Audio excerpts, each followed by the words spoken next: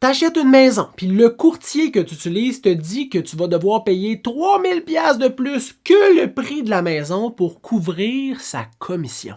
Tu trouves ça correct? Regarde, avant de dire si oui ou non c'est correct, on va expliquer un peu c'est quoi le mécanisme de rétribution d'un courtier d'acheteur.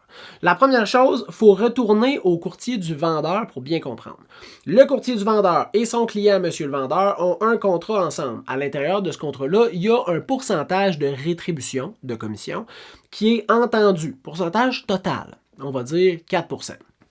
Fait qu'il y a 4% qui est donné au courtier du vendeur pour finaliser la transaction, donc faire le marketing, organiser les visites, négocier, faire les contrats, tout ça, là, la mise en marché complète, l'accompagnement, tout ça, 4% de rétribution. Juste en dessous, il y a une clause qui est le partage de rétribution à un courtier collaborateur.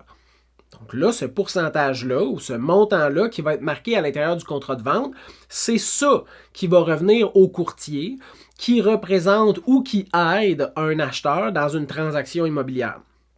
Et voilà. Donc là, on comprend c'est où que c'est indiqué ce montant ou ce pourcentage-là qui est partagé à un courtier qui vient collaborer à une transaction. Tu peux avoir avec un acheteur, deuxième situation, un contrat d'achat. Ce contrat d'achat-là, c'est un courtier et un acheteur qui signent un contrat ensemble dans le but de faire l'acquisition d'une propriété. À l'intérieur de ce contrat-là, il y a un pourcentage qui est relié au service. Ça peut être un montant ou ça peut être un pourcentage. Si le pourcentage ou le montant du contrat d'achat est supérieur à ce qui est partagé par le courtier du vendeur, c'est là que tu te dois de payer la différence. Première question que tu dois te poser, c'est OK, mais pourquoi il n'y a pas comme un cap? Puis c'est genre, hey, ça va être tel pourcentage, mais si tu n'as pas ce pourcentage-là qui est partagé, moi, je ne paye pas la différence. That's it. Tu ramasses ce qui est partagé, puis c'est tout. Ben, tu peux faire ça à l'intérieur de ton contrat de courtage-achat. C'est à toi de le négocier avec ton courtier. Le courtier, lui, il propose un service, il propose des critères, il propose des conditions, mais toi, tu peux dire, hey, moi, je peux faire affaire avec toi, mais pas à ces conditions-là, pas dans ces critères-là. On va mettre ça dans le contrat. Ça se fait. Moi, personnellement, quand j'aide des acheteurs dans leur processus d'achat, je ne demande pas plus que ce qui est partagé par le courtier du vendeur.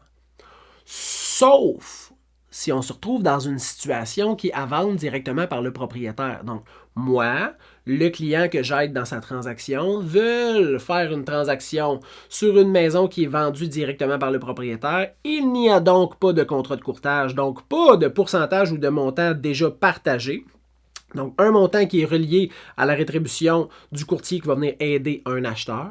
Donc, à ce moment-là, c'est mon client qui doit payer pour mon service parce que je le représente ou je l'aide dans sa transaction. Donc, cette rétribution-là doit être donnée par mon client. Ultimement, l'acheteur. Donc, dans cette situation-là, on peut s'entendre sur un pourcentage ou un montant pour cette transaction-là, puis ça, c'est correct. Mais dans l'optique où il y a déjà un montant qui est partagé, la question que j'ai pour toi, je te donnerai pas...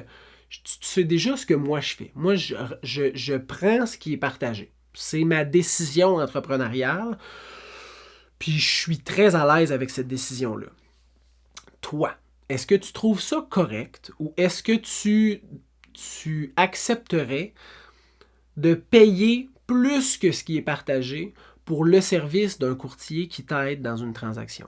Marque-moi ça en commentaire. C'est une question que je me posais parce que c'est une situation qui est arrivée dans une transaction, puis on le voit parce que c'est documenté, c'est ventilé, ce qui va revenir du prix de vente, puis je me demandais combien de gens, c'est quoi le pourcentage des gens qui seraient à l'aise à payer la rétribution du courtier acheteur, à vrai dire, le surplus de la rétribution par rapport à ce qui est partagé, versus ceux qui ne seraient pas à l'aise. C'est quoi l'équilibre? Est-ce qu'il y en a plus qui seraient prêts? Est-ce qu'il y en a plus qui seraient contre?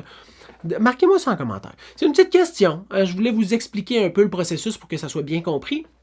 Puis, je voulais vous poser la question parce que je m'interroge et j'ai besoin de votre réponse pour avoir tout un éclaircissement sur ce sujet-là. Fait que vous pouvez m'écrire au info@serviceimmobilier.ca si vous avez des questions ou vous pouvez juste marquer votre commentaire en bas dans les sections commentaires si c'est sur YouTube, si c'est sur TikTok, si c'est sur Facebook, etc. Marquez-moi ça, j'ai besoin de votre opinion. Bonne fin de journée!